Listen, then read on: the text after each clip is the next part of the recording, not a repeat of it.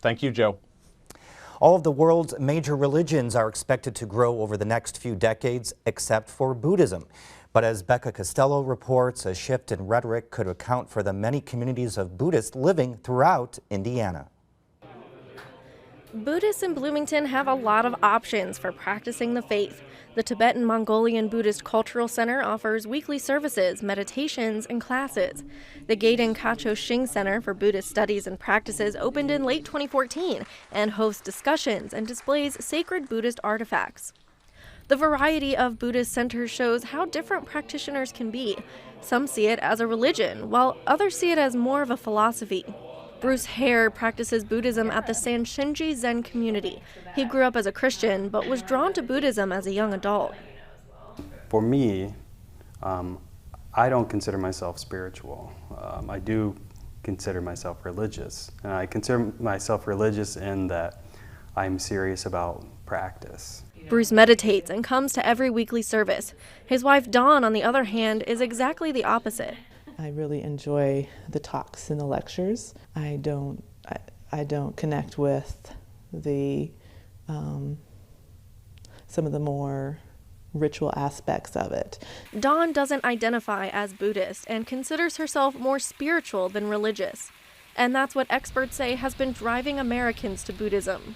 There have been interesting moves made recently by people like the 14th Dalai Lama to try to talk about the ways in which what's really important is spirituality as opposed to a particular religious commitment. But in the United States, Buddhism offers a very realistic day-to-day life, teachings.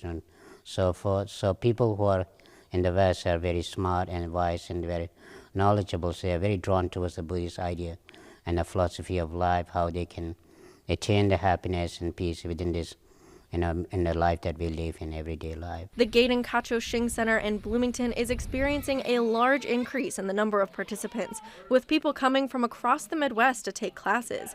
On any given day, you might find a session on how to practice meditation, an introductory course on Buddhism, or a karma yoga class. In North America, the number of Buddhists is expected to increase by nearly 2.5 million by the year 2050, according to a Pew Research study. But that gain will be more than offset by what's going on in the rest of the world. Globally, Buddhism is expected to lose 3 million practitioners during that same time period. The ideals of Buddhism seem to be particularly attractive to young people.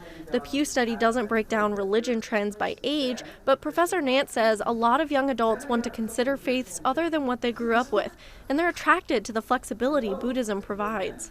And when you have someone with the status and stature of the Dalai Lama, a sort of eminent Buddhist, telling you, you don't have to be a Buddhist, right? It doesn't matter whether you're a Buddhist. Be a kind person, be a good person, be a spiritual person, and then he'll of course tell you what that means. I think that students they feel comfortable with that, and they don't feel necessarily like they have to buy into Buddhism to do the kinds of things that this eminent Buddhist recommends. Despite the different ways they interpret Buddhism, Bruce and Dawn got married at the Sanshinji Zen Temple late last year. We tried to make it something that would fit for both of us, to be both spiritual and religious. The ceremony included Buddhist vows for Bruce, and although Dawn used separate vows, she voiced her support. The couple is comfortable with their own individual ideas of what Buddhism means to them. So, we're all different, and everybody's going to find something that speaks to them. For Indiana News Desk, I'm Becca Costello. The Dalai Lama will visit Indianapolis in June. He will speak at a public event on the state fairgrounds. The last time the Dalai Lama spoke in Indianapolis, over 10,000 people came to hear him speak.